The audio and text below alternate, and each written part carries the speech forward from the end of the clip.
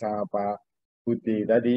Ini adalah temanya dakwah syahadat la ilaha illallah. Itu terlalu sangat dalam buat kita semuanya.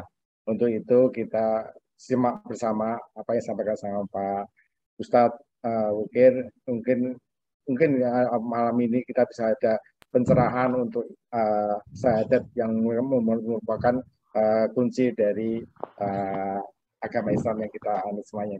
Demikian, monggo Pak Ustadz Wukir, waktu kami persilakan.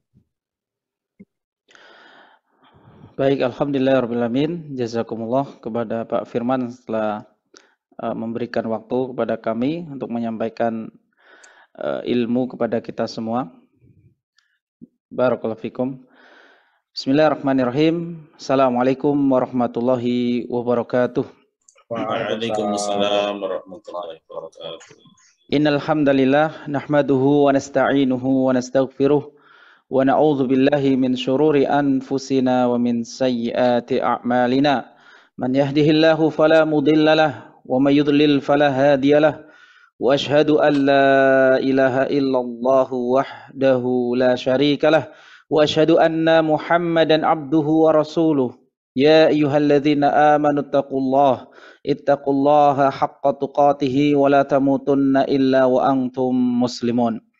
Ya ayuhan nasu ittaqu rabbakumul ladzi khalaqakum min nafsin wahidah wa khalaqa minha zawjaha wa batha minhuma rijalan katsiran wa nisaa'a wattaqullaha alladzi tasaaluna bihi wal arham innallaha kana 'alaikum raqiba. Ya ayyuhalladzina amanu ittaqullaha wa qulu qawlan sadida yuslih lakum a'malakum wa yaghfir lakum dhunubakum wa may yuti'illaha wa rasulahu faqad faza fawzan 'azima amma ba'd. Fa in asdaqal hadits kitabullah wa khairal huda huda Muhammadin sallallahu alaihi wasallam wa syarrul umuri muhdatsatuha wa kullu muhdatsatin bid'atun wa kullu bid'atin dhalalah wa kullu dhalalatin finnar. Ma'asyiral muslimin wal muslimat, kajian tauhid yang diselenggarakan oleh Berkah Mulia Indonesia yang kami muliakan karena Allah Subhanahu wa taala. Di awal mukaddimah kita telah disampaikan tentang pentingnya mengikuti petunjuk dari Allah Subhanahu wa taala. Allah taala berfirman mengulangi kembali kalimat qul nahbitu minha jami'a. Keluarlah kalian wahai iblis dan keluarlah kalian wahai Adam dan Hawa. Semuanya disuruh keluar dari surga. Ya, kemudian menuju ke bumi, menuju ke dunia ini. Fa imma ya'tiyannakum minni hudan faman tabi'a hudaya fala khaufun 'alaihim wala hum yahzanun.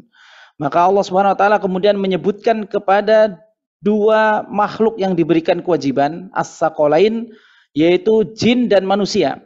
Siapapun di antara kalian wahai dua makhluk yang diberikan beban untuk beribadah, yaitu jin dan manusia, siapa di antara kalian yang mengikuti huda, mengikuti petunjuk Allah Subhanahu wa taala kapanpun zamannya dan dimanapun tempatnya, dan petunjuk Allah Subhanahu wa taala memutuskan kelak di hari akhirat, di hari kiamat, maka orang yang kehilangan rasa takut kepada Taib. Allah Subhanahu wa taala menyebutkan, ya, siapa yang mengikuti petunjuk dari jin dan manusia, maka dia akan mendapatkan kebahagiaan, ya, tidak ada rasa takut untuknya. Fala khaufun 'alaihim wala hum yahzanun, dan dia tidak akan merasakan kesedihan. Ya, maka ini faidah daripada seseorang yang mengikuti petunjuk huda dari Allah Subhanahu wa taala. Seorang yang tidak memiliki hudan atau petunjuk, maka dia akan tersesat jauh. Akan tapi orang yang memiliki huda atau petunjuk, maka dia akan berada di dalam koridor yang semestinya, sehingga dia akan mendapatkan kebahagiaan di surga kelak. La khaufun alaihim, tidak ada khauf, rasa takut baginya. Walahum yahzanun, tidak pernah dihinggapi kesedihan, maka dia akan mendapatkan kebahagiaan dengan mengikuti hidayah dan petunjuk dari Allah Subhanahu wa taala. Maka ini hubungan dari ayat yang tadi Bapak Denny hafizahullah taala barakallahu fik, ya, yang Bapak baca ini yang mengingatkan kepada kita pentingnya petunjuk. Baik jin dan manusia tetap ya penting untuk mengikuti petunjuk. Ya karena nanti iblis akan melahirkan bangsa jin. Adapun Nabi Adam akan melahirkan kita semuanya.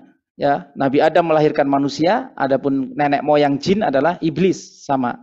Ya maka dua makhluk ini ya disuruh untuk mengikuti petunjuk. Nah, petunjuk yang paling besar adalah petunjuk untuk mengesahkan Allah Subhanahu wa taala. Baik, Bapak Ibu sekalian rahimani wa rahimakumullah. Setelah kita membahas 3 bab yang pertama, yaitu kewajiban kita untuk bertauhid, ya. Kemudian kita membahas tentang urgensi dan keutamaan tauhid. Kemudian kita juga mewaspadai tentang kesyirikan. Maka bab keempat ini menyempurnakan tauhid seseorang. Bahwa tauhid seseorang tidak hanya dia mengerti apa itu tauhid, ya. Kemudian tidak hanya dia mengetahui urgensi atau pentingnya belajar tauhid, dan tidak hanya dia mewaspadai kesyirikan, namun kesempurnaan orang yang bertauhid, dia akan mendakwakan tauhid tersebut kepada orang lain. Dia akan mendakwakan tauhid tersebut kepada orang lain, maka inilah kesempurnaan tauhid yang ada pada diri seseorang. Karena Allah SWT menyuruh kita untuk watawassaw bil haqqi, dan berilah nasihat di dalam kebenaran. Dan kebenaran yang paling besar di dunia ini adalah kebenaran tentang mengesahkan Allah Subhanahu wa taala.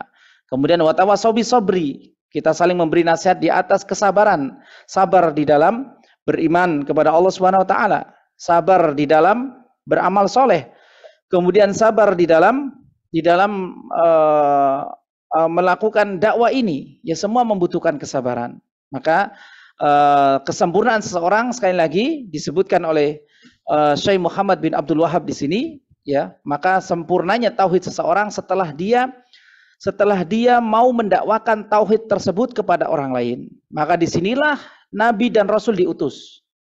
Nabi dan Rasul diutus menerima wahyu, kemudian disampaikan.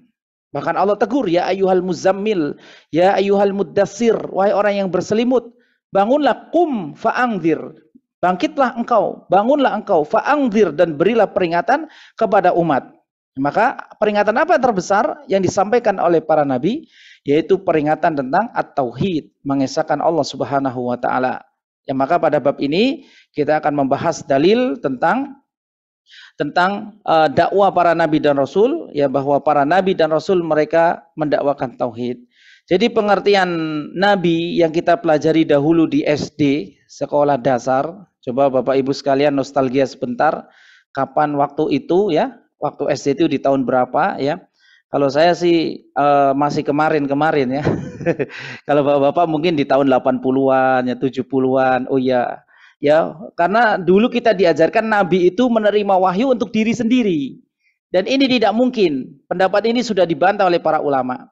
Nabi menerima wahyu tidak mungkin untuk diri sendiri. Wong kita para dai saja, atau yang lebih mulia dari kita yaitu para ulama. Mereka para ulama yang mempelajari keterangan-keterangan dari Nabi dan Rasul. Mereka berdakwah. Mereka berdakwah ala basirah, di atas ilmu tersebut. Ya, maka bagaimana para nabi mereka memperoleh ilmu untuk diri sendiri? Maka ini sudah dibantah oleh para ulama. Jadi pengertian nabi bukan orang yang menerima wahyu untuk diri sendiri. Mereka juga mendakwakan tauhid kepada umatnya. Hanya saja syariat-syariat, hukum-hukum yang dipakai oleh para nabi mengikuti rasul sebelumnya. Misalkan Nabi Musa alaihissalam diturunkan kitab Taurat. Maka nabi setelah Nabi Musa, mereka semua berhukum dengan kitab Taurat. Nah ini ya perbedaan nabi dan rasul. Nabi masih memakai hukum rasul sebelumnya, yaitu Rasul Musa alaihissalam. Ya, jadi rasul-rasul, nabi-nabi Bani Israel mereka berhukum dengan hukum Taurat. Adapun mereka tetap berdakwah. Ya, nabi tetap berdakwah. Wong ulama saja berdakwah. Kita para dai saja berdakwah, dan kita pun disuruh berdakwah kepada orang-orang terdekat kita. Makanya bab keempat kita adalah babu ad-du'a ila syahadati alla ilaha illallah. Bab dakwah kepada syahadat la ilaha illallah. Ya. Pertama, Syekh Muhammad bin Abdul Wahab rahimahullah taala menukil firman Allah Subhanahu wa taala, "Qul hadhihi sabili ad'u ila Allahi ala basirah ana wa man ittaba'ani wa subhanallahi wa ma ana minal musyrikin." Allah taala berfirman, katakanlah hadhihi sabili, katakanlah wahai Rasulullah, hadhihi sabili, ini adalah jalanku, yaitu jalan dakwanya Nabi SAW. Ad'u ilallah, maka aku mengajak berdakwah kepada Allah Subhanahu wa taala. Ala basiratin, di atas wahyu, ilmu dan keterangan-keterangan al-bayyinah, keterangan yang nyata. Ya, keterangan yang nyata. Nabi berdakwah di atas wahyu. Ya, bukan mendakwakan sesuatu yang tidak ada dasarnya. Wa ma yantiqu anil hawa in huwa illa wahyu yuha. Bahkan setiap perkataan Nabi itu wahyu, tidak berkata dengan hawa nafsu. Maka beliau berdakwah ala basirah, di atas ilmu.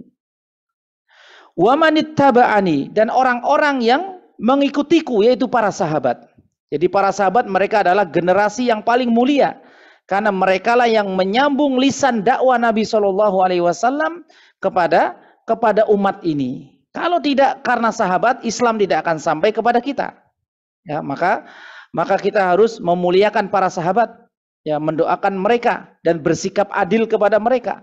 Tidak boleh kita menzolimi di antara mereka seperti orang-orang Syiah. Orang-orang Syiah mereka melaknat para sahabat, termasuk Mu'az bin Jabal dilaknat sama mereka. Seperti orang-orang yang menguasai Yaman. Yaman sekarang dikuasai oleh Syiah Houthi, ya, Houthiyun, maka mereka melaknat para sahabat. Ya, orang-orang Syiah mereka membenci sahabat, padahal sahabat Mu'az bin Jabal dan Abu Musa al-Ash'ari radhiyallahu anhuma, mereka dua sahabat yang dikirim ke Yaman oleh Nabi SAW untuk berdakwah. Ada juga sahabat Jarir bin Abdullah yang disuruh oleh Nabi SAW untuk menghancurkan rumah berhala. Sehingga Jarir ketika menyelesaikan misi tersebut, Jarir didoakan keberkahan 5 kali oleh Nabi SAW. Barakallahu fik, barakallahu fik, barakallahu fik, barakallahu fik, barakallahu fik. Padahal doa Nabi kepada yang lainnya hanya 3 kali. Tapi dalam masalah tauhid, beliau mendoakan Jarir, ya, sebanyak 5 kali. Ini menunjukkan perhatian Nabi SAW kepada tauhid. Maka Nabi mengutus Mu'az bin Jabal radhiyallahu anhu ke kota Yaman.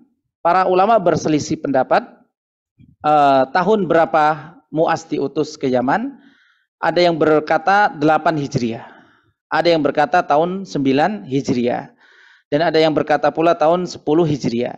Ya, maka di antara tahun-tahun tersebut intinya berada di ujung, ya, di ujung bi'sah Nabi SAW, di ujung diutusnya Nabi SAW, karena beliau wafat di akhir tahun 10 Hijriah atau di awal tahun 11 Hijriah di bulan Rabiul Awal. Tahun 11 Hijriah di bulan Rabiul Awal. Rabiul Awal ini kan bulan keberapa, Bapak Ibu? Muharram, Safar, kemudian Rabiul Awal, bulan ketiga. Ya, maka beliau wafat di bulan Rabiul Awal. Ya, maka Nabi mengutus Mu'az untuk mendakwai kaum yang dahulu ingin menghancurkan Ka'bah, yang mereka dikuasai oleh orang-orang Nasrani dari negeri Habasyah, dari negeri-negeri seberang, ya, negeri Habasyah. Karena saat itu gubernur Yaman itu mengikuti perintah raja yang ada di Habasyi, yang ada di Ethiopia. Jadi Abraha itu seorang gubernur, ya, maka dia beragama Nasrani. Kemudian dia membuat Kalanus, dia membuat gereja yang sangat tinggi, tapi tetap saja banyak manusia tertarik dengan Ka'bah. Akhirnya terjadi apa yang dikisahkan pada surat Al-Fil, ya, Abraha menyerang Ka'bah. Jadi Yaman itu ahlul kitab. Maka Nabi memberi pembekalan kepada Mu'az bin Jabal untuk mendakwai ahlul kitab. Ya, ahlul kitab mereka mengenal Allah, tapi mereka keliru dalam mengenal Allah Subhanahu wa taala. Mereka mengenal Allah, namun mereka mensifati Allah dengan sifat manusia. Allah memiliki anak. Wa qalu ittakhadallahu walada. Mereka mengatakan, orang-orang Nasrani, Allah punya anak. Allah punya anak. Ya. Maka Mu'az diutus, dan utusan Mu'az bin Jabal ini, ya, nanti ada hikmah yang bisa disebutkan. ya bahwa Mu'az nanti mendapatkan tugas Nabi SAW, tugas yang mulia. Bahkan pengutusan Mu'az ke Yaman ini adalah perjumpaan terakhir Nabi SAW dengan Mu'az bin Jabal. Ya, karena Mu'az bin Jabal orang yang paling faqih, paling berilmu di antara kalangan para sahabat. Hadis ini menunjukkan tentang keutamaan Mu'az bin Jabal. Beliau faqihnya para sahabat, ya ulamanya para sahabat. Ya, maka Mu'az diutus. Kemudian Mu'az juga membawa satu misi, yaitu misi tentang nanti Mu'az disuruh untuk meminta suatu amalan kepada Nabi untuk menggugurkan hutang-hutangnya. Ya, nanti kita akan bahas di akhir hadis ini. Baik, Ibnu Abbas radhiyallahu anhuma berkata, ketika Nabi SAW mengutus kepada Mu'az bin Jabal ke kota Yaman, ke negara Yaman, ya, maka Nabi SAW membekali Mu'az. Beliau berkata, innaka ta'ti qauman min ahlil kitab. Wahai Mu'az, sesungguhnya kamu akan menemui sebuah kaum yang mereka ahlul kitab. Mereka orang-orang Nasrani. Falyakun awwala ma tad'uhum ilaihi syahadatu alla ilaha illallah. Ini yang kita ambil sebagai judul kita ya. Maka hendaklah yang pertama engkau dakwakan kepada mereka adalah syahadatu alla ilaha illallah. Adalah engkau mendakwakan bahwa tidak ada ilah yang berhak disembah kecuali Allah. Karena orang-orang Nasrani mereka menyembah Nabi Isa juga. Bahkan di antara mereka ada yang menyembah Maryam, ibunya Nabi ibunya Nabi Isa. Dan di antara mereka ada yang menyembah malaikat Jibril juga, katanya Rohul Kudus. Ya, maka pertama kali yang diutus yang akan disampaikan Mu'az hendaklah tentang ayyuwahidullah, yaitu agar mereka mengesahkan Allah Subhanahu wa taala saja. Fa inhum ata'uka lidzalika fa'alimhum annallaha iftarada alaihim khamsa salawatin fi kulli yaumin wa laila. Jika mereka sudah mentaatimu, mereka mau menerima dakwah tauhid, ya tentu dengan bayan yang sangat baik, sangat lembut, ya, dan dibacakan ayat-ayat Al-Qur'an sebagai hujjah, sebagaimana dahulu para sahabat, contohnya Abu Salamah dan kawan-kawannya ketika berdakwah hijrah pertama ke Habasyah, ke Ethiopia, ke Habasyah, maka mereka membacakan surat Maryam, ya, sehingga Raja Najasyi tertarik, ya, tertarik dan terjadi kemiripan-kemiripan. Dan Raja Najasyi itu orang Nasrani yang lembut hatinya. Apabila dibacakan ayat-ayat Allah, mereka talinu qulubuhum, hatinya melembut. Kisisina, mereka itu tidak sombong kayak orang Yahudi sombong. Makanya yang paling dekat dengan orang-orang Muslim pada saat itu adalah orang-orang Nasrani, karena mereka tidak ada kesombongan, rohbaniyah. Mereka itu fokus sama ibadah-ibadah mereka saja. Kalau orang Yahudi sombong, Pak, sombongnya sampai ke ubun-ubun Yahudi. Maka Yahudi itu orang yang akan menjadi musuh kita, sehingga penyebutannya di dalam Al-Quran itu diawali dari mulai surat Al-Baqarah yang kita dengarkan tadi. Ya Bani Israel, ya Bani Israel ini menyebutkan tentang sifat-sifat orang Yahudi agar kita tahu sifat-sifat musuh-musuh kita itu seperti apa, supaya kita tidak terjerumus kepada tipu daya orang Yahudi yang menghalalkan riba, ya kan? Orang Yahudi menghalalkan riba. Kemudian mereka apa? Wala talbisul haqqo bil batil wa taqtumul haqqo wa antum ta'lamun. Kerjaannya orang Yahudi apa? Mencampur adukan kebenaran dengan kebatilan, dicampur aduk. Seperti banyak sekarang kebatilan-kebatilan yang dicampur aduk dengan kebenaran, sehingga orang-orang itu banyak tertipu kalau mereka tidak berilmu, ya. Jadi sifat-sifat orang Yahudi sudah kita ketahui dari awal surat Al-Baqarah yang akan menjadi musuh kita. Jadi orang Yahudi itu sombong mereka, ya. Mereka sombong. Adapun orang Nasrani, ya mereka kisisin, memiliki kelembutan, sehingga mereka dikatakan pada saat itu orang yang paling dekat, sehingga mudah untuk menerima dakwah tauhid, ya. Berbeda dengan Nasrani sekarang ya Pak, sudah banyak yang diubah-ubah. Ya, mereka sudah kebanyakan makan daging khinzir, minum khamr, alkohol, ya. Yang membuat syariat kan siapa? Pendeta-pendetanya. Ya, sehingga mereka sudah sulit untuk dinasehati. Baik, tapi ya banyak juga yang Nasara kemudian bisa masuk Islam, ya. Bahkan ada mu'alaf yang sampai bisa mendakwakan pekerja-pekerja yang non muslim, ya, Nasara juga kemudian masuk Islam, ya. Maka semua akan dibalas oleh Allah Subhanahu wa taala, ya, sesuai dengan amal soleh mereka. Kemudian Nabi SAW bersabda, apabila mereka telah mentaatimu dalam tauhid, maka ajarkanlah kepada mereka bahwa Allah Subhanahu wa taala mewajibkan sholat 5 waktu dalam sehari semalam. Jadi setelah tauhid, ya kita diajarkan untuk mengerjakan rukun Islam yang kedua, yaitu sholat. Ya, jadi berdakwah itu dari hal yang terpenting terlebih dahulu. Kenalkan kepada tauhid. Ya, seperti kita akan berdakwah kepada orang yang belum sholat misalkan Pak. Maka jangan langsung kita perintah untuk sholat. Sholat ya, wa aqimus sholat ya, dirikanlah sholat. Kalau nggak sholat nanti begini. Kita kenalkan dulu dia kepada Allah, supaya dia paham bahwa kewajiban dirinya adalah taat kepada Sang Pencipta. Bagaimana cara taat dan tunduk kepada Sang Pencipta? Maka dengan cara sholat 5 waktu. Ya kita buka dulu fikroh atau jalan pemikiran dia agar dia menerima. Ya sebenarnya dia sudah tahu bahwa sholat itu wajib, tapi masih saja nggak sholat. Ya maka kita buka kembali jalan pemikirannya. Ya pentingnya mengerjakan sholat, Allah wajibkan ya sholat 5 waktu. Kemudian kalau tidak sholat kemudian ada ancaman ini dan itu, dan sholat itu sebagai bukti keislaman seseorang setelah dia mengesahkan Allah, maka dia harus tunduk dengan apa yang Allah SWT syariatkan. Ya, jadi prioritas dakwanya adalah membuat dia takut dulu kepada Allah. Ya kita buat dia memiliki rasa pengagungan kepada Allah, kemudian memiliki rasa takut kepada Allah. Insya Allah dia akan sholat Pak. Ya, kenapa dia tidak sholat? Karena dia pengenalan kepada Allahnya kurang dekat. Dia kurang memahami Allah Subhanahu Wa Taala. Ya, dia baru dengar-dengar Allah itu Maha Pengampun. Jadi dia berharap ampunan tapi nggak sholat. Nah kita perlu kenalkan Allah juga syadidul iqab. Allah juga perlu diagungkan karena Allah siksanya sangat pedih. Ya, Allah Subhanahu Wa Taala Maha Pengampun iya. Tapi bagi orang-orang yang berbuat baik. Ya, dan di sisi lain Allah syadidul iqab bagi orang-orang yang memaksiatinya. Ya, maka setelah kita pengenal, ini kan pengenalan tauhid namanya. Yang mengesahkan Allah ya, di dalam perbuatan-perbuatan Allah tadi yang merahmati, dan Allah juga syadidul iqab, Allah juga siksanya sangat pedih. Ya. Ya ini namanya mengesahkan Allah di dalam rububiyahnya dan mengesahkan Allah di dalam asma dan sifatnya juga. Bahwa di antara nama Allah Ar-Rahman, Ar-Rahim benar, tapi di antara nama Allah juga Al-Qahhar. Di antara nama Allah juga Al-Qahir, Al-Qahhar. Kemudian Al-Aziz yang Maha Perkasa.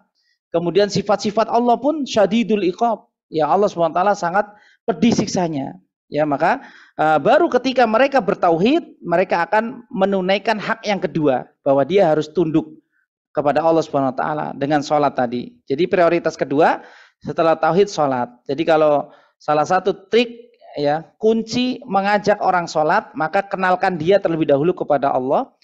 Buat mereka mengagungkan Allah terlebih dahulu, buat mereka takut kepada Allah Subhanahu wa taala terlebih dahulu, ya, baru mereka akan memahami kewajiban dirinya. Ya. Kemudian bawakan ayat tadi, kulnah bitu minha jami'an, ya siapa yang mengikuti hudaya famang tabi'ah hudai ya fala khaufun alaihim walahum yahzanun, yang akan selamat itu yang mengikuti petunjuk Allah baik dari golongan jin ataupun manusia ya, dan sebagainya ya, ala basiroh ya, di atas ilmu yang kita pelajari ya, di atas ilmu yang pernah kita dapatkan dalam pengajian kita ini. Baik. Kemudian Nabi SAW bersabda, fa inhum ata'uka lidzalika fa'alimhum annallaha iftarada alaihim shadaqatan tu'khadhu min aghniyaihim wa turaddu ala fuqaraihim. Yang keempat adalah yang ketiga adalah Muaz disuruh mengajarkan tentang zakat. Ya, setelah sholat ada zakat. Ya. Zakat itu zakat mal di sini, Pak. Jadi ini yang harus Bapak Ibu ketahui. Pelajaran zakat tidak selalu membahas zakat fitrah. Kalau zakat fitrah itu pembahasannya setiap tahun ketika bulan Ramadan, terlebih-lebih 2 hari sebelum Idul Fitri. Ya, ini kita sudah mulai menunaikan zakat fitrah. Zakat fitrah wajib. Bahkan janin saja, kata Utsman bin Affan radhiyallahu anhu, wajib zakatnya janin yang sudah bernyawa. Bayi yang baru lahir dia wajib zakat fitrahnya.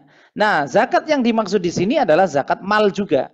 Ya, karena pembahasan zakat itu ada zakatul amwal dan zakatul fitr. Zakat fitrah sudah ma'ruf, 2,5 kilo beras. Itu sudah cukup. Adapun zakat mal, ya, ini yang perlu kita ketahui. Apalagi kita alhamdulillah sudah dikaruniakan harta oleh Allah Subhanahu wa taala, kita memiliki harta ya lebih dari 85 gram emas, senilai dengan itu, harta bapak, harta ibu 85 juta, di atas itu tersimpan 1 tahun, maka wajib dikeluarkan zakatnya. Tidak hanya zakat harta, zakat peternakan juga. Ya, yang dimaksud pada zaman dahulu ya Muaz mengambil zakat peternakan juga, zakat pertanian juga. Ya, semua zakat amwal, semua zakat mal yang diajarkan Muaz kepada orang-orang Yaman. Makanya nanti di antara sir rahasia diutusnya Muaz ke Yaman, Muaz juga meminta kepada Nabi, ya Rasulullah, saya memiliki hutang segunung. Ya, saya memiliki hutang segunung. Muaz memiliki banyak hutang, Pak.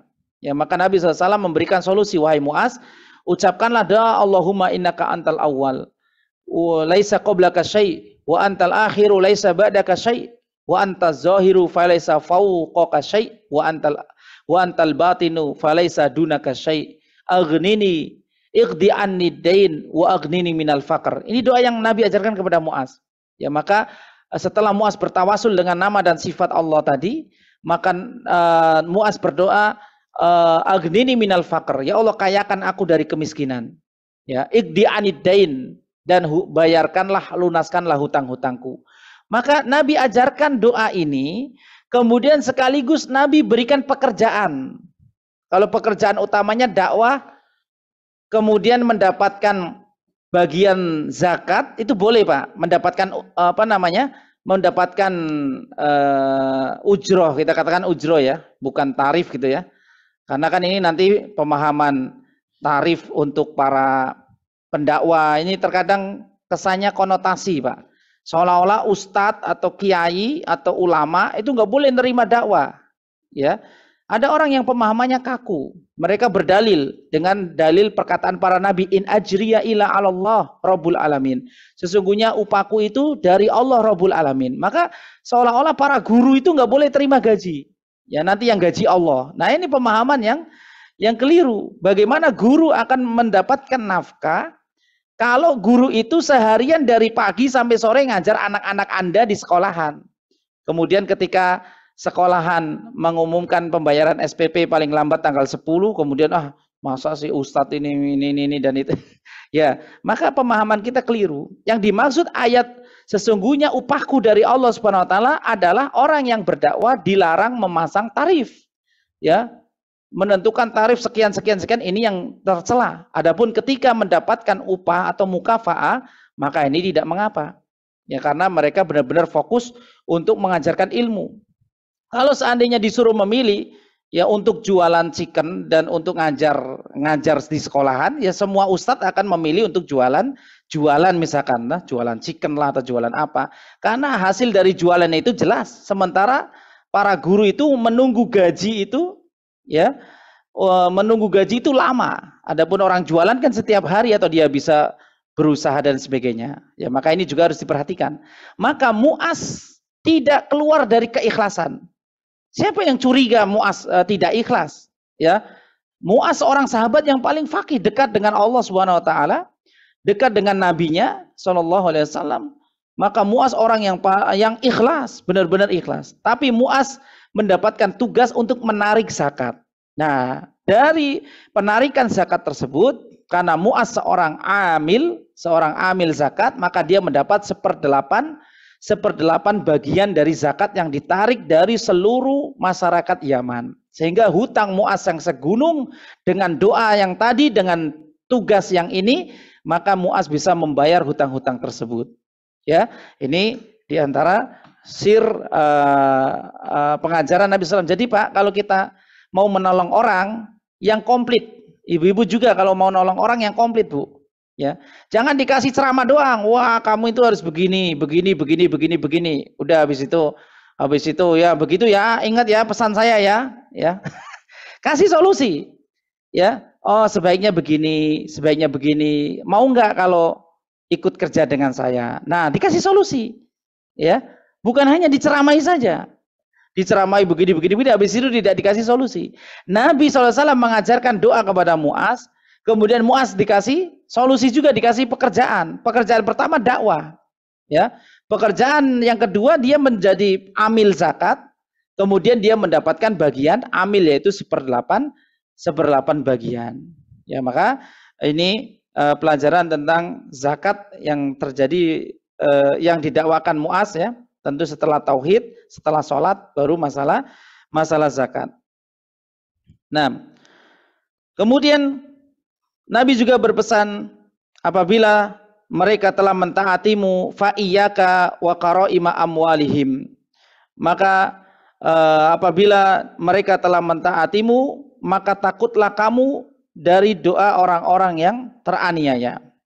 Ya, sebelumnya Nabi berpesan, jangan ambil harta yang paling berharga, ya, dari mereka, karena harta paling berharga maksudnya di sini, Pak, kalau zakat kambing, ya, maka Muaz mengambil domba yang paling baik untuk zakat, misalkan.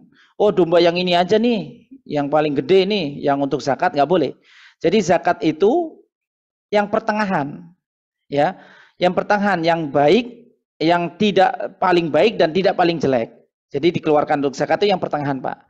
Misalkan bapak-bapak panen padi nih, bapak-bapak yang punya sawah, ya, yang punya sawah di kampung. Jadi ketika panen padi itu zakatnya ketika hari panen, Pak. Bukan nunggu-nunggu disimpan setahun mah habis karena makanan pokok. Kapan dikeluarkan zakat padi? Ketika panen bapak mencapai 5 ausuk. 5 ausuk itu kalau dikonversi sekitar 700 kilo atau 7 kintal gabah. Ya, 7 kintal gabah dikeluarkan 1/10-nya. Ya, 1/10-nya apabila diairi air hujan. Berarti dikeluarkan 70 kilo. Ya, 70 kilo itu Bapak ambil gabah yang tidak paling bagus dan tidak paling jelek. Ya, pertengahan. Tapi kalau gabah kayaknya ya rata-rata, ya, Pak. Tapi ada juga yang petakan ini bagus, petakan ini sedang, petakan ini dimakan tikus, ya kan? Ya, nanti yang dibuat zakat yang bekas-bekas tikus lagi, ya. Enggak, jangan, ya. Jadi zakat itu yang pertengahan. Kalau domba nampak itu, domba ini gemuk, ya. Domba ini kurus, domba ini sedang. Maka yang diambil zakat yang sedang, ya. Baik, jadi ini nasihat Nabi SAW. Ya, karena kita nggak boleh tamak dan tidak boleh meminta hal-hal yang terbaik yang dimiliki orang lain. Ini yang menunjukkan ketamakan seorang. Ya, misalkan kita lihat seseorang memiliki buah-buahan di depan rumahnya, buah mangga, ya, misalkan mangga. Ini lagi musim mangga, ya, Pak. Lagi musim mangga ini, ya. Semua mangga bermunculan di bulan Oktober ini, ya. Nanti setelah mangga itu musim rambutan, Pak, kalau di Jakarta. Ini sekedar bocoran, ya. Karena kita memperhatikan buah-buahan, ya. Ya, ini musim durian juga, lagi durian-durian Sumatera lagi pada ngelapak di wilayah sini, Jabodetabek. Nggak tahu di daerah-daerah Bapak. Ya, durian-durian lokal juga sudah selesai kemarin, ya. Bulan-bulan September kemarin ada yang sudah selesai, mungkin ada yang belum. Artinya apa? Kalau kita lihat tetangga kita punya mangga, ya, kemudian kita mau minta mangga tersebut, jangan minta mangga yang paling besar, yang paling bagus, ya. Dan tidak pula nanti tetangga ngasih yang paling jelek. Pokoknya yang terbaik itu kalau kita minta sesuatu yang pertengahan saja. Karena yang lebih berhak menikmati mangga yang paling baik ya tetangga antum, ya. Yang punyanya, pemiliknya. Terkadang ada orang yang nggak tahu diri, Pak. Saya minta mangganya, iya. Yang dipetik yang bagus-bagusnya semua, ya. Sisanya buat yang punya. Ya, ada juga yang seperti ini, ada, ya. Dan ini tidak boleh menunjukkan sifat tamak pada diri seseorang, tidak boleh. Maka Nabi mewanti-wanti Muaz, ya, bahwa fa iyyaka qaraim amwalihim. Jangan kamu ambil harta yang terbagus yang mereka miliki. Wattaqi da'watal mazlum, karena mereka akan terzolimi. Kalau kamu ambil yang paling bagus yang mereka miliki, mereka terzolimi. Dan kamu, ya, harus hati-hati terhadap doa orang-orang yang terzalimi. Fa innahu laisa bainaha wa bainallahi hijab. Karena sesungguhnya doa orang-orang yang terzalimi tidak ada jarak antara dia dengan Allah. Tidak ada hijab antara dia dengan Allah Subhanahu wa taala. Ya. Baik, Bapak Ibu sekalian, rahimani wa rahimakumullah, ini hadis tentang dakwah syahadatu alla ilaha illallah. Jadi kesempurnaan tauhid kita, ya, tidak hanya kita mempelajarinya untuk diri kita dan kita menjauhi mewaspadai kesyirikan sebagaimana Nabi Ibrahim mewaspadai kesyirikan, tapi kita juga harus mendakwakan tauhid ini kepada orang lain, ya. kita dakwakan tauhid ini kepada orang lain. Nabi SAW ketika pertama menerima wahyu, maka Nabi dakwakan orang terdekatnya terlebih dahulu. Siapa? Khadijah. Khadijah adalah seorang perempuan yang pertama kali masuk agama Islam. Khadijah. Kalau dari golongan laki-laki, Abu Bakar As-Siddiq. Siapa Abu Bakar? Teman akrabnya Nabi. Jadi usia Abu Bakar dan usia Rasul itu hampir sebaya, Pak. Hampir sama. Beda 2 tahun. Beda 2 tahun, lebih tua Nabi SAW 2 tahun. Ya, jadi teman akrab itu tidak harus satu usiaan, Pak. Ya, kalau satu usiaan, misalkan satu kelas, satu alumni itu nggak harus. Teman akrab itu ya beda-beda sedikit tahun, tidak mengapa. Ya, maka Abu Bakar dan Nabi SAW bedanya 2 tahun saja. Ya, sehingga ketika Abu Bakar As-Siddiq meninggal setelah beliau menjabat, beliau mengemban sebagai khalifah Rasulullah selama 2 tahun setengah, kemudian beliau wafat dan usia Abu Bakar As-Siddiq sama 63 tahun. Ya, kalau Umar lebih muda lagi ya, Umar lebih muda lagi. Baik. Nah, Abu Bakar As-Siddiq radhiyallahu anhu didakwai oleh Nabi SAW, teman terdekat, teman biasa bareng-bareng bersama-sama. Ya, makanya Abu Bakar. Kemudian dari keluarga terdekatnya sepupunya. Ya, sepupu Nabi SAW Ali bin Abi Thalib. Jadi anak laki-laki yang pertama kali masuk Islam adalah Ali bin Abi Thalib radhiyallahu anhu. Ya, Ali ini sahabat kecil yang pertama kali masuk Islam. Kemudian Nabi mendakwakan kepada keluarga-keluarga terdekatnya, ya, kepada teman-temannya. Abu Bakar juga mendakwakan. Sehingga Abu Bakar banyak mengislamkan orang, Pak. Abu Bakar As-Siddiq banyak mengislamkan orang. Di antaranya 9 orang yang disiksa oleh Abu Jahal dan kawan-kawannya, termasuk Bilal bin Rabah, kemudian Ammar bin Yasir, ya. Ini orang-orang yang dibela oleh Abu Bakar dengan harta Abu Bakar As-Siddiq. Ya, jadi Abu Bakar mendakwakan tauhid, mengajak orang-orang yang lain untuk masuk ke dalam agama Islam. Ya, ini namanya kesempurnaan tauhid. Tidak hanya kita bertauhid untuk diri sendiri, tapi kita juga mendakwakannya. Namun perlu digarisbawahi, tentu kita berdakwah ala basiroh, di atas basiroh atau ilmu yang kita yakin ilmu tersebut, ya, dan di atas dalil dari Al-Quran maupun As-Sunnah. Baik, kita lanjutkan kisah yang kedua, kisah tentang perang Khaybar. Ya, kisah tentang perang Khaybar yang Nabi SAW akan menunjuk panglima perang. Ya, beliau akan menunjuk seorang panglima perang dan Nabi SAW pada malam harinya telah memberikan ciri-ciri orang yang akan menjadi panglima ini di besok hari. Khaybar itu dikepung oleh Nabi SAW 16 hari, Pak. 16 hari. Ya, padahal prediksi Khaybar, prediksi orang-orang Yahudi Khaybar. Orang Yahudi Khaybar ini provokator. Makanya tadi sifat-sifat orang Yahudi harus kita ketahui di awal, Pak. Karena mereka musuh kita. Ya. Nanti kita akan memerangi mereka. Kita di bawah barisan Imam Mahdi. Imam Mahdi hidup 7 tahun ya, Pak, di dunia ini. Maksudnya beliau memimpin kaum muslimin 7 tahun, nanti diganti oleh Nabi Isa alaihissalam. Ya. Imam Mahdi memerangi kebatilan, ya. Kemudian Nabi Isa juga sama, memerangi kebatilan. Ya, pengikut Dajjal itu kebanyakan orang-orang Yahudi. Ya, orang-orang Yahudi mereka adalah pengikut Dajjal. Kenapa orang bisa terfitnah dengan fitnah Dajjal, Bapak Ibu sekalian? Kenapa? Ada nggak kaum muslimin yang terfitnah dengan Dajjal? Banyak, jawabannya banyak. Jadi nanti kaum muslimin ada yang terfitnah dengan fitnah Dajjal.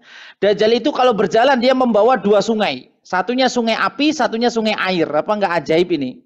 Ya, nggak ada keajaiban yang muncul pada akhir zaman ini seajaib yang dibawa Dajjal.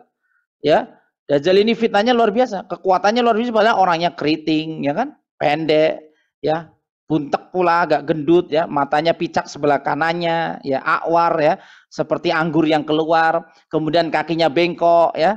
Ini sebenarnya nggak ada sempurnanya. Tapi karena orang tauhidnya lemah, maka dia akan terfitnah dengan dakwanya Dajjal. Ternyata Dajjal juga berdakwah, Bapak Ibu sekalian. Ini Dajjal beneran ya, karena Dajjal itu ada, orangnya ada. Pernah ditemui oleh sahabat Tamim Ad-Dari radhiyallahu anhu ketika beliau terdampar di sebuah pulau.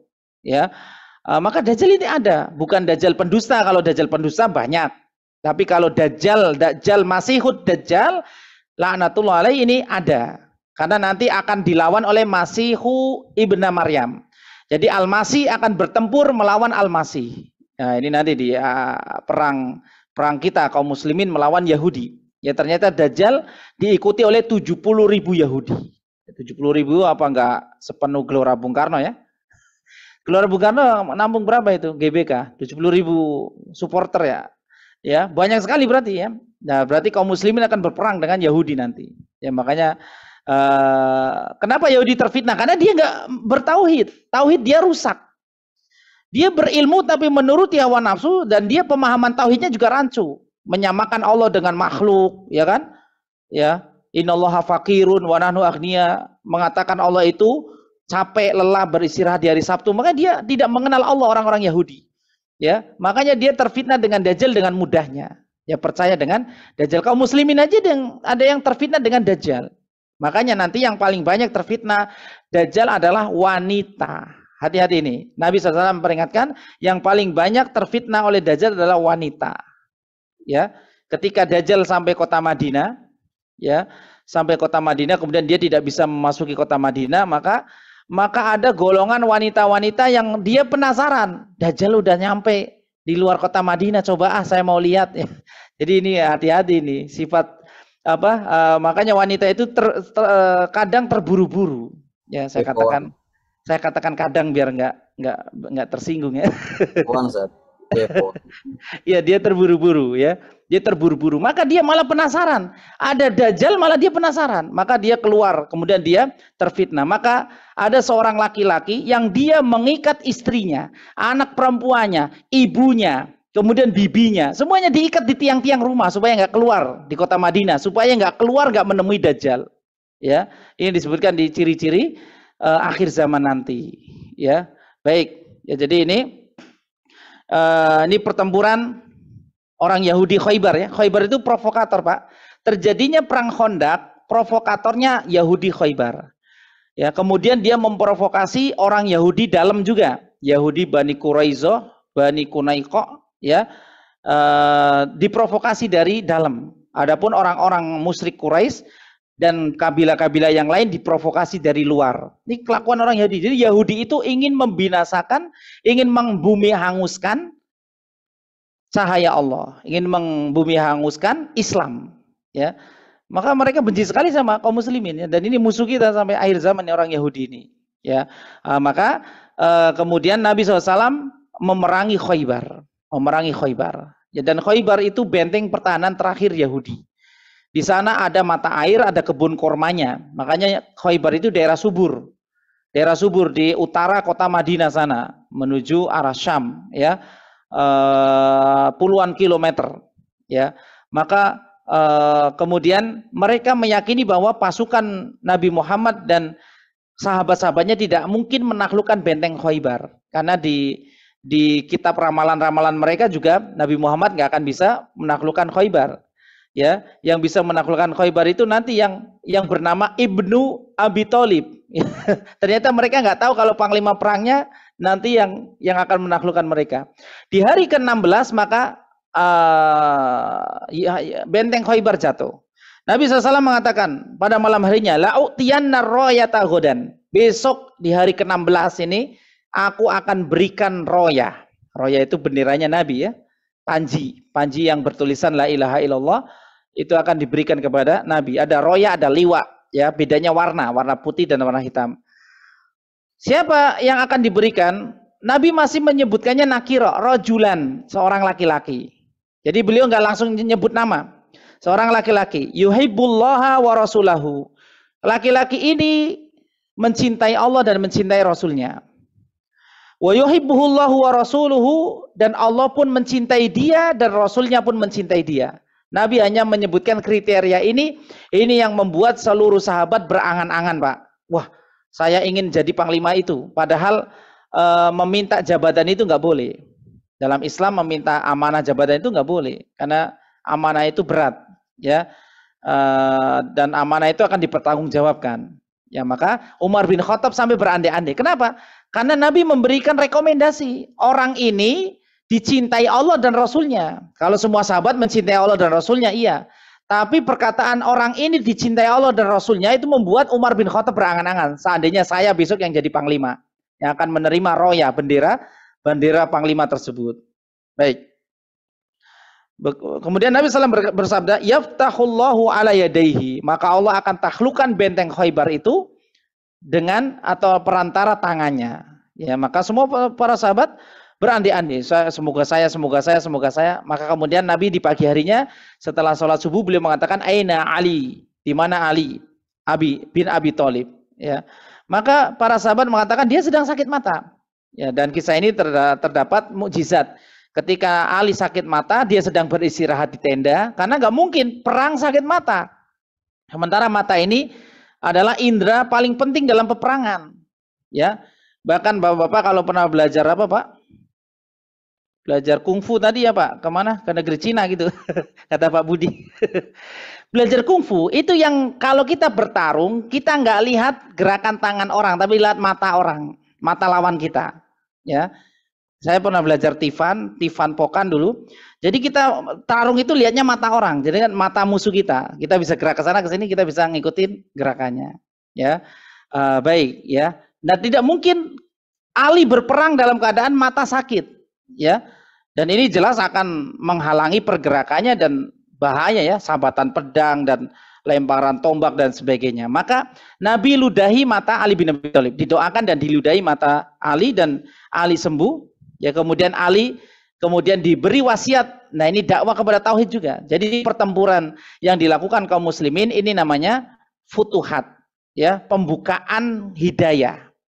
Ya, makanya Bapak Ibu sekalian, para ulama berpendapat jihad dengan pedang, dengan senjata, ini pada dasarnya adalah seperti dakwah. Karena intinya nanti ketika sebuah daerah berhasil ditaklukkan, maka kita akan berdakwah di sana. Dan sebelum kita berperang, kita pun akan menyerukan dakwah sebelum pertempuran tersebut. Jadi dakwah itu pekerjaan yang yang sangat mulia. Sebagian ulama berpendapat bahwa jihad dengan pedang atau senjata sejatinya adalah sarana pendukung. Ya, beliau mengatakan sejatinya adalah sarana pendukung, sedangkan tujuan utamanya adalah dakwah. Maka kita jangan sungkan untuk berdakwah, Pak. Balighu anni walau ayat. Sampaikan kebenaran ini walau satu ayat, satu kebenaran.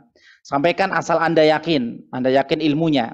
Ya, maka Anda sampaikan kepada orang lain, ajak ya berdakwah kepada tauhid yang benar.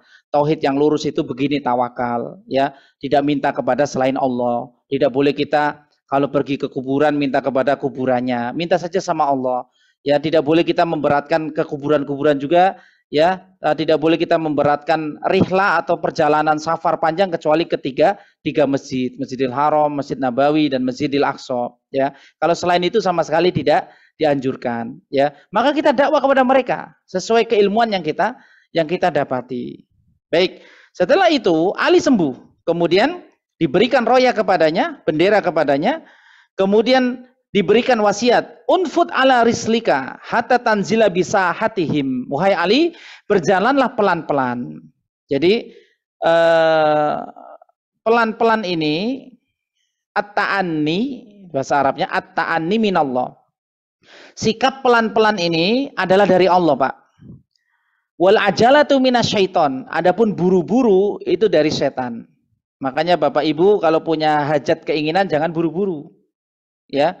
Saya tidak mengatakan terutama ibu-ibu. Terkadang bapak-bapak juga buru-buru, mau poligami buru-buru. Akhirnya hancur keluarganya. Ya enggak Ustaz Sam? Akhirnya minta cerai istri pertama, ya ribut dan lain sebagainya. Ini namanya buru-buru. Mau poligami, kondisikan dulu. Apakah istri pertama sudah siap? Ya, dan seterusnya. Ya. Jadi ngomongin soal poligami ini waktunya nanti keburu habis. Baik.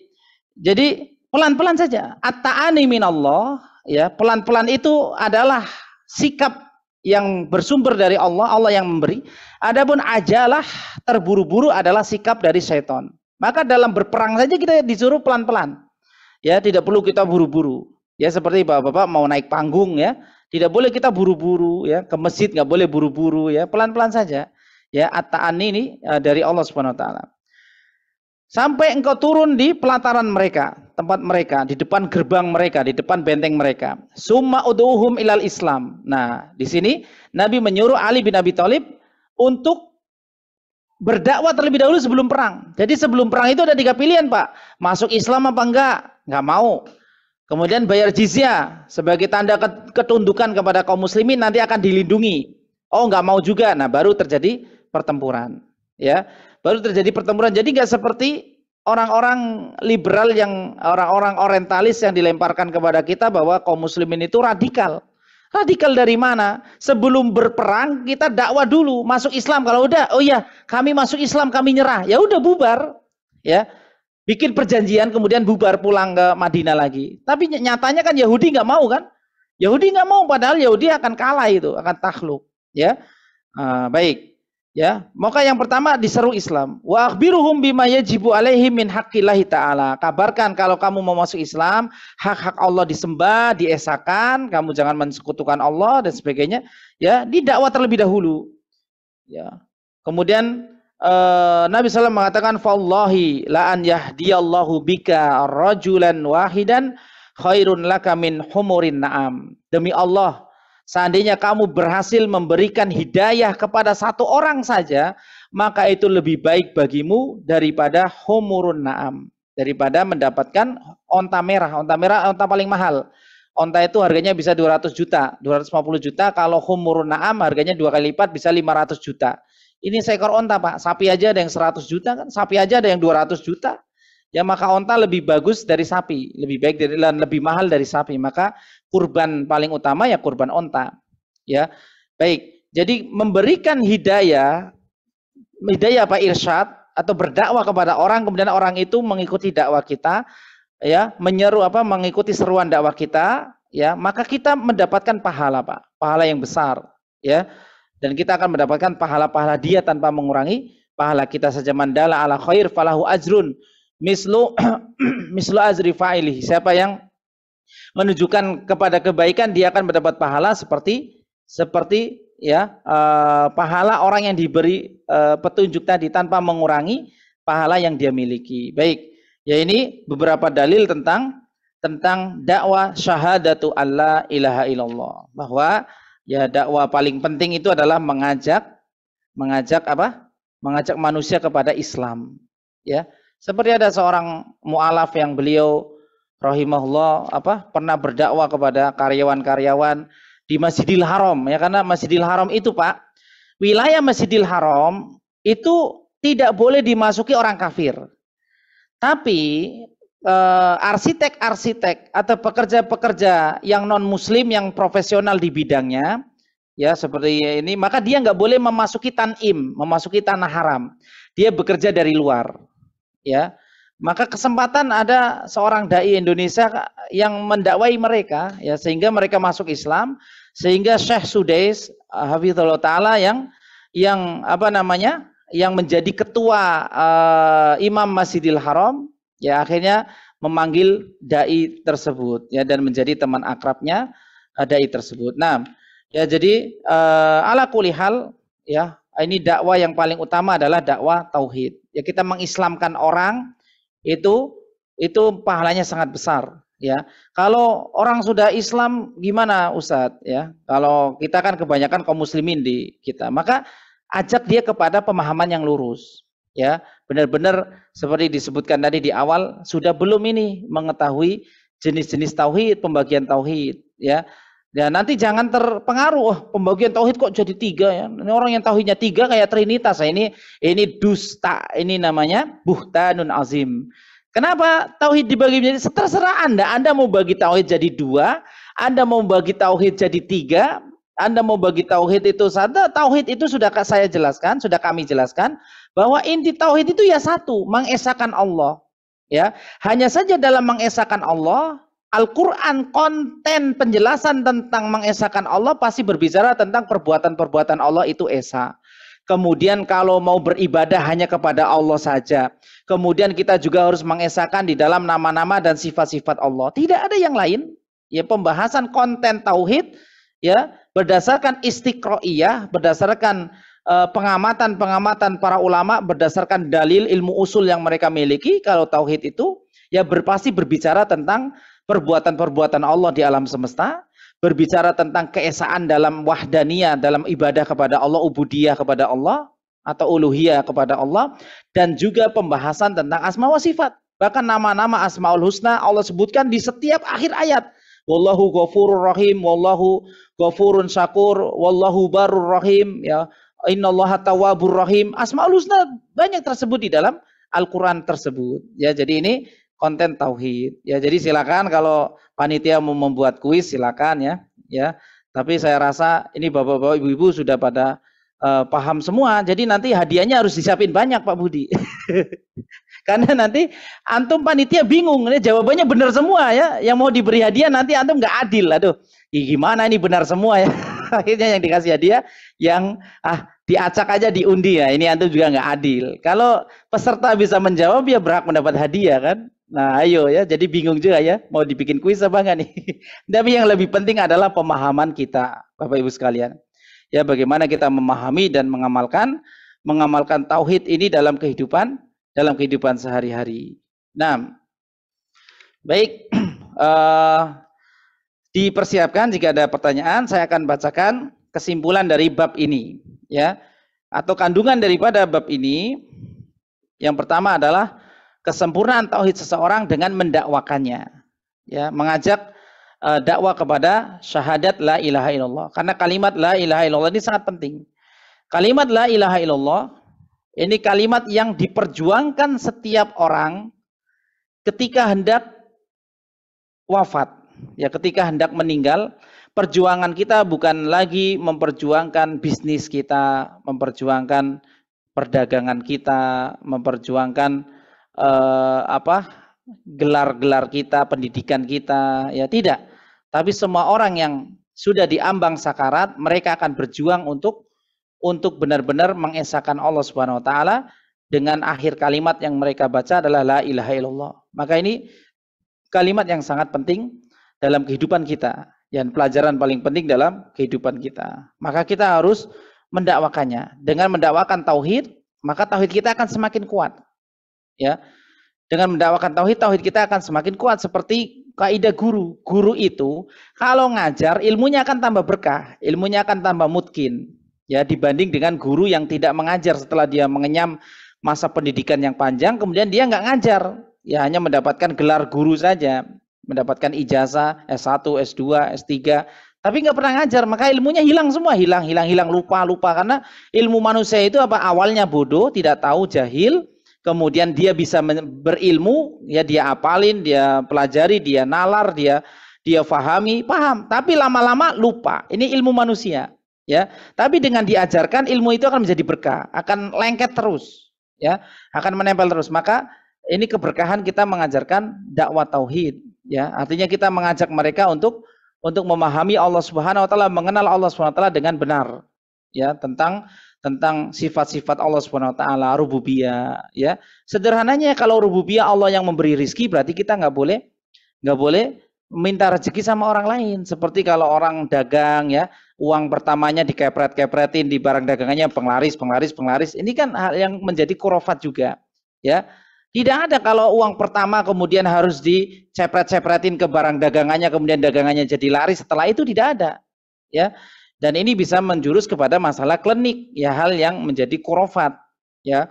Kalau dagang ada pembeli pertama, ucapkan alhamdulillah, kita bersyukur, Allah akan tambah nikmat kita, datang pembeli kedua, ketiga, dan seterusnya. Baik, ya, ini kesimpulan daripada pengajian kita yang pertama, ya. Sampai jam berapa waktu kita? Bapak-bapak, ibu-ibu sekalian? 10 menit lagi, masih ada ya? Kita lanjutkan. Nanti 10 menit lagi Pak Ustadz. Nanti kita tanya jawab 10 menit gitu Pak Ustadz. Oh, waktu saya berapa menit lagi Pak Firman? 5 menit lagi Pak Ustadz. Oh, 5 menit. Baik, 5 menit. Cukup untuk menyampaikan kesimpulan yang penting insyaallah. Baik, kemudian pentingnya keikhlasan di dalam berdakwah. Ya, karena Mu'az tadi, ya, tidak dibilang Mu'az tidak ikhlas. Mu'az sahabat yang mulia. Mu'az adalah sahabat radhiyallahu anhu yang paling faqih di antara para sahabat. Ya, maka keikhlasan. Ya, tidak boleh kita mengharapkan upah daripada dakwah tersebut meminta upah tidak boleh, tapi kalau diberi upah boleh-boleh saja. Ya, karena Nabi juga mengatakan yang paling hak untuk diterima upahnya adalah pengajaran Al-Qur'an. Ya boleh, ya pengajar Al-Qur'an itu menerima upah, itu boleh, halal hukumnya. Dan ini sudah dibahas juga dalam kajian-kajian para guru-guru kita.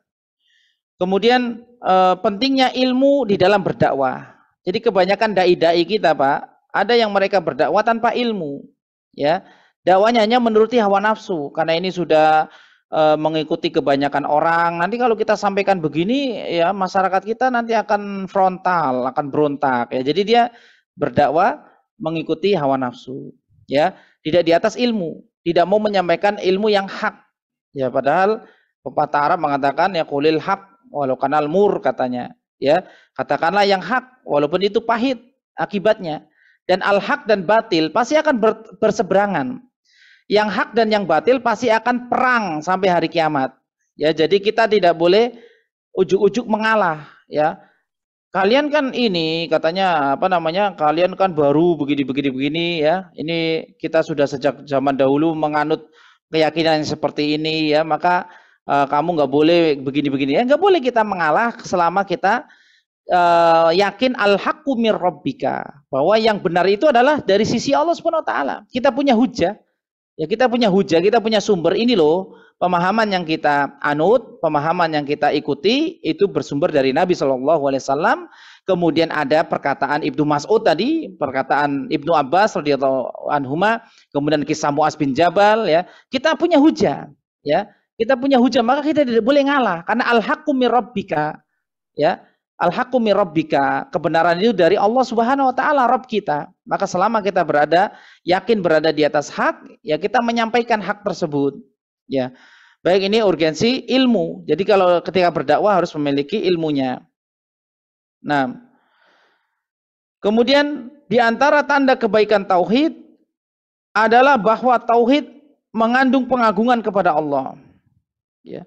Dan di antara keburukan syirik, bahwa syirik mengandung penghinaan terhadap Allah Subhanahu wa taala. Ini dibahas di antara kaidah-kaidah yang disebutkan hadis-hadis di atas, bahwa tauhid itu mengagungkan Allah Subhanahu wa taala. Adapun syirik menghina Allah. Karena Allah Subhanahu wa taala sifati dirinya Al-Wahid, Al-Ahad, sementara manusia mengatakan Allah punya anak. Ya, sementara mereka mengambil Tuhan yang banyak, sekutu-sekutu. Ya, maka ini termasuk sesuatu yang menghina Allah Subhanahu wa taala.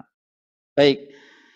Kemudian yang kelima, pentingnya menjauhi lingkungan yang ditinggali kaum musyrik demi mewaspadai pengaruh buruk mereka. Jadi kalau kita mau tinggal di suatu daerah, Pak, kita harus perhatikan lingkungan yang akan kita tinggali. Ya. Terkadang walaupun bukan orang musyrik, ya, atau misalkan orang yang fasik, suka berbuat maksiat, kita pun tidak akan nyaman, apalagi tentang orang-orang musyrik, ya, karena mereka memiliki pengaruh buruk. Ya, jadi kita kalau mau memilih rumah, ya, tempat tinggal, maka kita lihat lingkungannya terlebih dahulu, karena diantara kebahagiaan itu Nabi SAW sebutkan, ya, as-sa'adah arba'atun, ya, kebahagiaan itu ada 4. Yang pertama, pasangan yang solih, ya, pasangan yang solih. Yang kedua adalah al-jaru as-solih, tetangga yang soleh. Jadi kalau kita memiliki tetangga yang baik, maka kita akan bahagia. Kemudian al-maskan al-wasi, yang keempat rumah yang luas. Ini kita akan bahagia, ya. Ya, kebahagiaan di dunia ini salah satunya punya rumah yang luas, lapang. Yang keempat adalah al-markab al-hani, ya, kendaraan yang nyaman. Kendaraan yang nyaman kita kendari, maka kita wajib bersyukur. Ini kebahagiaan dunia, istri soleha atau suami yang soleh bagi ibu-ibu, kemudian tetangga yang baik, ini nikmat, ya, nikmat karena tetangga memiliki hak, ya, minimal mereka tetangga yang baik, kalau kita meninggal mereka akan ikhlas mendoakan kita, ya, mendoakan rahmat dan ampunan untuk kita. Mereka juga akan menyolati jenazah kita, mereka akan menghantarkan jenazah kita ke liang lahat, kemudian mereka mendoakan keteguhan agar kita bisa menjawab pertanyaan mungkar nakir. Ini tetangga yang soleh. Ya, baik. Jadi kita harus perhatikan tempat tinggal, lingkungan. Makanya kalau kemarin ada yang bertanya, Pak Ustadz, gimana kalau kita tinggal di luar negeri, ya, yang mereka mayoritas, ya, adalah orang-orang yang musyrik kepada Allah Subhanahu wa taala. Ya maka kita lihat kepentingannya, ya. Kalau memang di dalam negeri bisa terpenuhi kebutuhan kita, ya, maka lebih baik tinggal di dalam negeri. Ya karena untuk menghindari keburukan yang ditimbulkan mereka, karena orang-orang musyrik itu sama sekali tidak akan ridho kepada kita, Pak. Ya, walau karihal musyrikun. Ya, orang-orang musyrik itu membenci agama kita. Ya, jadi ya pasti kita akan diberikan pengaruh buruk kayak peristiwa di New Zealand kemarin, sholat Jumat dibredel, diberondong dengan AK-47 ya, hanya gara-gara termotivasi dengan perang salib dahulu ya kan. Kemudian di Amerika terjadi penembakan-penembakan. Ini lihat aja Pak, di Amerika itu penembakan sehari 4 kali ya. Kalau Bapak update berita ini, Amerika ini sedang gonjang-ganjing juga. Bisa jadi sebelum 100 tahun Amerika sudah runtuh, mudah-mudahan ya, karena dia kan nggak mau runtuh, dia maunya jadi adik kuasa terus. Padahal Allah Ta'ala berfirman, watilkal ayyam nudawiluha bainan nas.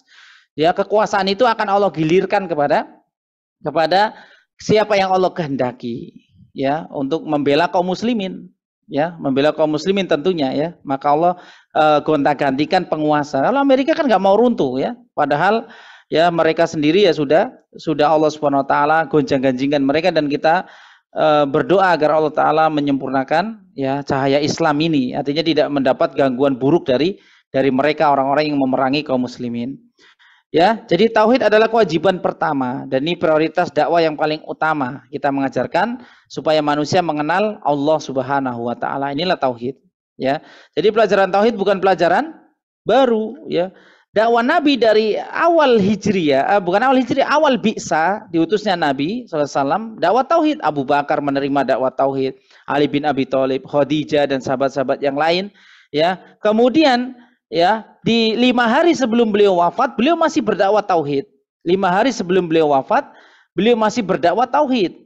Ya, Nabi mengatakan la'anallahu al-yahuda wa nasara ittakhadhu qubur anbiya'ahum masajida. Semoga Allah melaknat orang Yahudi dan Nasrani yang menjadikan kuburan nabi-nabi mereka sebagai masjid-masjid tempat ibadah mereka. Ya, ini perkara tauhid.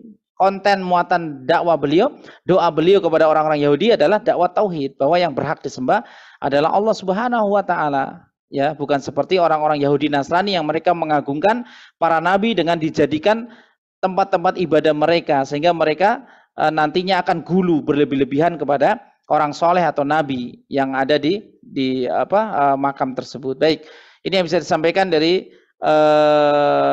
pelajaran kita malam hari ini, ya, bahwa kesimpulannya kesempurnaan tauhid kita tidak hanya kita sudah mempelajari bab 1, 2 dan 3, yaitu pengertian tauhid, urgensi tauhid dan menjauhi kesyirikan, maka kita perlu juga untuk mendakwakan tauhid, ya. Barakallahu fiik. Silakan. Terima kasih Pak Ustadz untuk ilmunya buat kita semua. Ini ada beberapa pertanyaan Pak Ustadz. Pertama dari Pak Purwanto. Assalamualaikum Pak Ustadz. Mohon penjelasan dan pencerahan tentang hal-hal sekitar kita yang bisa membatalkan keislaman kita. Ya jelas. Nah. Langsung aja Pak. Nah. Waalaikumsalam warahmatullahi wabarakatuh. Yang bisa membatalkan keislaman, di situ ada satu risalah dari Syekhul Islam rahimahullah tentang nawaqidul Islam. Yang pertama adalah perbuatan syirik. Ya, orang-orang yang berbuat kesyirikan tentu otomatis keislamannya akan batal. Ya, kesyirikan. Jadi dia berdoa kepada selain Allah, dia meminta kepada selain Allah. Ya, kalau menjadikan tawasul, nanti dibahas di bab ini, yang menjadikan tawasul itu masih masuk ke dalam syirik kecil, karena pada dasarnya menjadikan tawasul seperti jimat-jimat itu kan, itu masuk ke bab syirik kecil, karena jimat itu dijadikan wasilah saja, kekuatan dari Allah, tapi perantaranya jimat ini. Jadi karena dia masih ada sesuatu yang mengganjal di pemahaman dia nggak paham kalau Allah melarang jimat-jimat. Nabi juga melarang jimat-jimat, ya. Nabi melarang mengutus utusan khusus untuk mematahkan kalung-kalung yang ada di leher onta. Kalau ada onta dikalungi dengan watar itu benang busur yang sudah nggak kepake, ya dikalungin ya, supaya ontanya nggak kena ain, ontanya nggak sakit, ya, maka disuruh diputus. Nabi juga pernah melihat seorang laki-laki memakai gelang, ya, yang gelang itu diyakini menolak, ya, ini namanya tamimah, ya. tamimah atau wada'ah ya, maka Nabi menyuruh melepaskannya. Ya, jadi kesyirikan ini yang akan membatalkan keislaman seseorang ya. Kemudian meyakini bahwa ada nabi selain Nabi Muhammad SAW ini juga akan membatalkan keislaman seseorang. Ya, tapi hal yang paling penting ya adalah hal tadi kesyirikan. Ya, kemudian membantu kaum musyrikin untuk memerangi kaum muslimin ini juga akan membatalkan keislaman seseorang. Jadi dia londo ireng ya, pengkhianat. Ya, bukannya malah membantu kaum muslimin, malah bantu orang kafir untuk menghancurkan kaum muslimin seperti yang dilakukan Syiah dulu pada Bani Abbasiyah. Ya, orang-orang Syiah itu pernah berkuasa dahulu, Pak. Syiah Koromito, Syiah Fatimiyah, bahkan mereka melepaskan kekuasaannya dari dinasti Abbasiyah yang ada di Irak. Kemudian mereka membuat dinasti sendiri Fatimiyah yang berakidah Syiah Ismailiyah. Ya, mereka mau melepaskan diri. Nah, Syiah ini dia mengizinkan Holago itu cucunya Genghis Khan, ya, untuk masuk ke kota Baghdad. Ya, jadi akhirnya Baghdad dikuasai oleh Mongol sehingga Baghdad hancur. Ya, nah ini membantu Mongol. Padahal Syiah kan ngaku-ngaku Islam. Dia membantu kaum Mongol untuk menghancurkan khilafah Abbasiyah di Baghdad tersebut. Nah ini bisa membatalkan keislaman ya. Dia jelas ya, Islam Syiah juga yang Rafidhah dia bukan Islam gitu kan. Ya jadi membantu ya, membantu kaum musyrikin untuk menghancurkan kaum muslimin ini juga akan membatalkan keislaman dan masih banyak yang lain ya. Nanti Bapak bisa browsing di Nawaqidul Islam. Ada kitab yang berjudul Nawaqidul Islam, pembatal keislaman seseorang ya. Kemudian tidak yakin kepada kekafiran orang kafir ya. Jadi dia musyrik tapi nggak yakin. Musyrik mah sama aja, nanti urusan surga mah urusan Allah, mau musyrik mau kafir kalau nah ini salah ini. Jadi menganggap semua agama sama. Bahaya. Ya. Bagaimana menganggap agama itu tadi dikatakan di kaidah pertama, salah satu pengagungan Allah adalah tauhid dan salah satu penghinaan kepada Allah adalah syirik. Sementara orang-orang musyrik itu mereka menghina Allah, kemudian ada orang yang mengatakan semua agama sama, ya kan? Semuanya sama, bisa masuk surga katanya. Banyak jalan menuju Roma yang dibawa-bawa. Masa dalil bicara agama banyak jalan menuju Roma, ya kan? Ini kan nggak nyambung, ya kan? Ya baik ya. Nah ini ya hal-hal seperti ini bisa membatalkan keislaman seseorang. Bagaimana Anda menyampur adukan tauhid dengan syirik? Ya, Islam ini tauhid yang disuruh Nabi kepada Ali tadi kepada orang-orang Khaybar supaya masuk Islam. Sementara ada dai yang mengatakan ya, oh semua agama sama saja ya, bisa masuk surga. Ini sungguh keliru ya. Ya sementara Yahudi mereka merasa paling baik, Nasrani mereka merasa paling baik ya. Ya sementara orang Islam tiba-tiba ujuk-ujuk datang semua agama sama ya. Baik, ini saja Pak supaya lebih ringkas. Silakan pertanyaan kedua. Nanti bisa di browsing ya. Dari Pak Agus Siddiq, Pak Ustadz itu tanya la ilaha illallah bisa dapat diterima oleh Allah itu apa syaratnya Pak? Baik. Ya, jadi ada syarat-syarat la ilaha illallah ini diumpamakan oleh para ulama. La ilaha illallah itu kan miftahul jannah. Kita sudah dengar ya istilah la ilaha illallah miftahul jannah itu kunci surga. Bahwa orang mau masuk surga kuncinya adalah bertauhid. Maka ulama mengibaratkan kunci itu harus punya gerigi. Ya. Kunci itu dia harus punya gerigi. Nah, geriginya ini yang disebut dengan syarat. Ya. Syaratnya apa? Yang pertama ilmun. Kita harus mengilmui kalimat tauhid la ilaha illallah. Ya, karena semua orang mengucapkan la ilaha illallah tapi mereka tidak mengilmui tentang kalimat la ilaha illallah sehingga mereka mengartikan kalimat la ilaha illallah hanya sebatas rububiyah saja. Ya.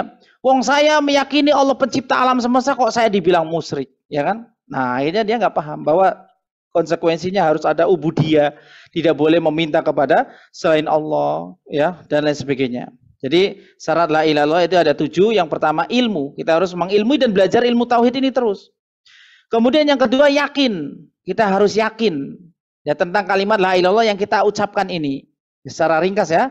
Kemudian yang ketiga adalah al-qabul, bahwa kita harus menerima kalimat la ilaha illallah ini, harus menerima dengan ikhlas, ya, harus menerima. Qabul itu artinya penerimaan, ya, tanpa penolakan, tanpa ini. Kita harus qabul, menerima. Jadi pembahasannya juga lumayan panjang. Yang keempat, kunci atau syarat la ilaha illallah adalah inqiyad. Kita tunduk terhadap syariat-syariat Allah. Kita sudah ngaku Islam ini, maka kita tunduk dengan syariat-syariat yang Allah Ta'ala buat. Yang kelima adalah asidku. Mengucapkan kalimat la ilaha illallah itu jujur. Karena ada orang yang mengucapkan kalimat la ilaha illallah untuk melindungi diri, ya, atau ingin menjadi mu'alaf supaya bisa nikah dengan putrinya, dengan putri dari kaum muslimin. Ada yang nggak jujur dalam mengucapkan la ilaha illallah, akhirnya dia murtad lagi. Ya, seperti artis gonta-ganti agama, ya. Ya, baik, harus jujur dalam mengucapkan la ilaha illallah. Kemudian yang keenam, harus ikhlas. Harus ikhlas kita dalam mengucapkan la ilaha illallah. Kemudian yang terakhir, mahabbah, bahwa kita harus memiliki mahabbah, kecintaan kepada Allah Subhanahu wa Ta'ala. Baik, barakallahu fiik, ini 7 syarat la ilaha illallah yang menjadi kunci gerigi. Kalau kunci nggak punya gerigi, nggak bisa buka pintu. Nggak bisa buka pintu. Baik. Ya.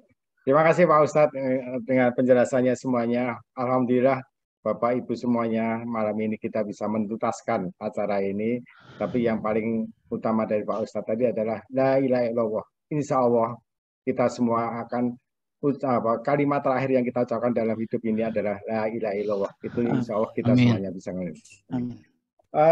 Pak Ustadz Bukir dan bersama para pengurus Berkah Mulia yang telah memfasilitasi acara ini, kami ucapkan terima kasih sebesar-besarnya. Hanya Allah yang bisa mengganti semuanya itu, Pak. Untuk kami dari kelas UB PNKAP, mohon maaf sebesar-besarnya jika dalam mengantarkan acara ini ada yang salah, ada ucap salah, atau ada yang tidak berkenan, saya mohon maaf sebesar-besarnya. Sebelum kami tutup, mungkin Pak Ustadz Sab ada pengumuman, Pak Ustadz? Tidak ada, Pak. Mungkin ada yang lain. Pak Iwan, mungkin ada tambahan? Cukup, Ustaz. Oh, baik. Oke. Pak. Alhamdulillah kita sampai di ujung hubungan. Marilah kita sama-sama berdoa untuk menutup majelis. Atau Pak Ustadz ada doa terakhir belum untuk doa penutup? Ya baik, kita tutup ya, Pak Ustadz. Ya majelis kita supaya menghindarkan kekeliruan dan kesalahan-kesalahan kita dalam bermajelis. Kita tutup majelis kita yang mulia ini.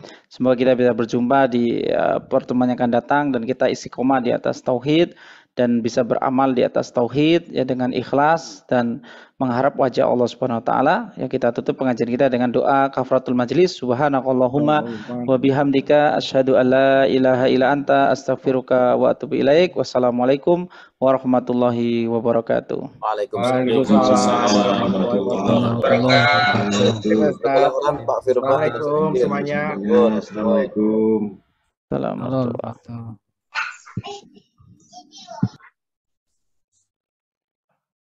Masih Wan.